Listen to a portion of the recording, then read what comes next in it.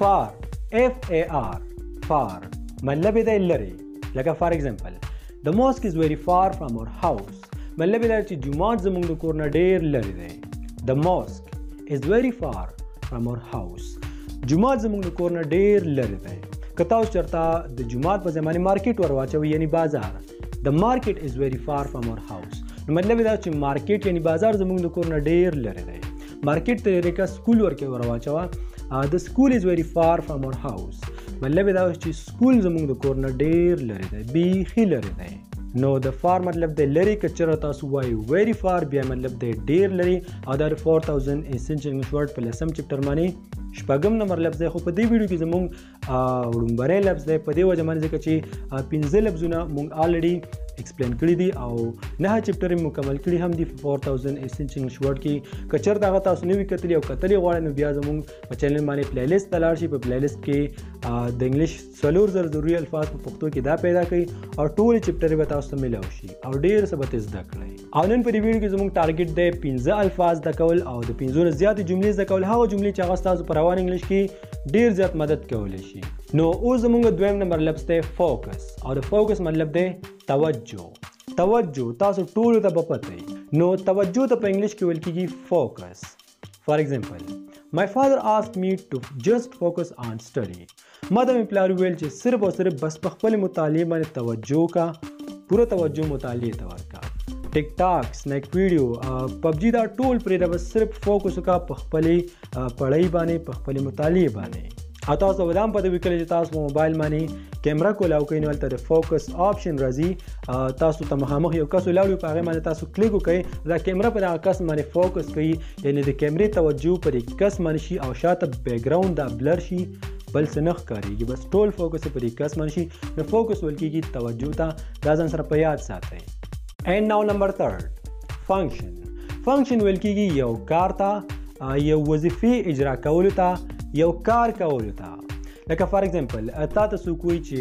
د دې څه فنکشن دی چې هر څه وي نو دې مطلب دا دی چې د دې کار څه دی دا کار څه کوي دا کوم وظیفه اجرا کوي فار ایگزامپل the most important function of smartphone is making video call around the world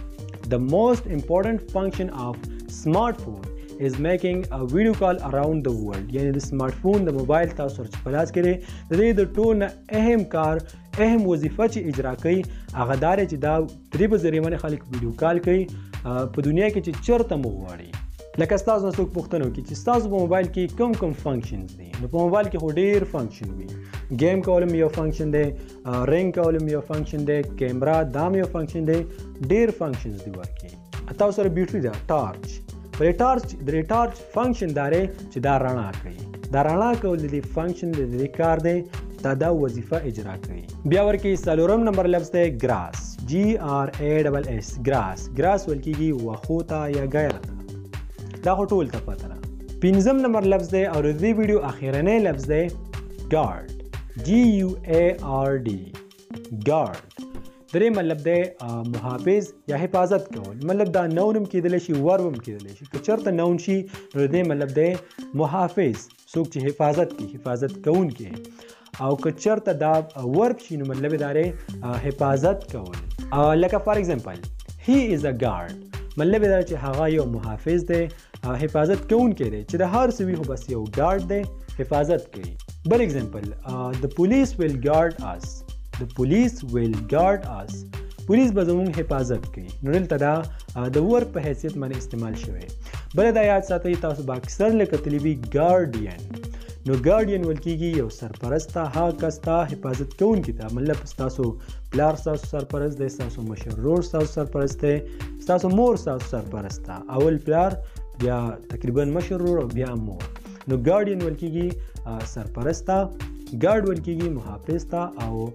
ګارډ حفاظت کولو ته هم ویل کېږي لکه باډي ګارډ نو باډي ویل کېږي وجود ته جسم ته او ګارډ ویل کېږي حفاظت کولو ته د یو کس حفاظت چې کوي هغه سره چې روان وي باډي ګارډ د دې کس حفاظت کوي چې په دې باندې څوک حمله ونه کړي نو دې ته ویل کېږي باډي ګارډ زه امید کوم چې په دې باندې به تاسو پوه شوي یاستئ د دې ویډیو نه به تاسو نوي څه زده کړي وي که چېرته واقعي تاسو زموږ د ویډیوګانو نه فایده رسي نو مهرباني وکړئ موږ ته سپورټ راکړئ ستاسو سپورټ موږ ته ډېر زیات ضرورت دی زموږ ویډیو ته لایک ورکوئ په کم سیکشن کې خپله رای خامخا پرېږدئ نور ملګرو سره هم شیر کوئ. بس همدغه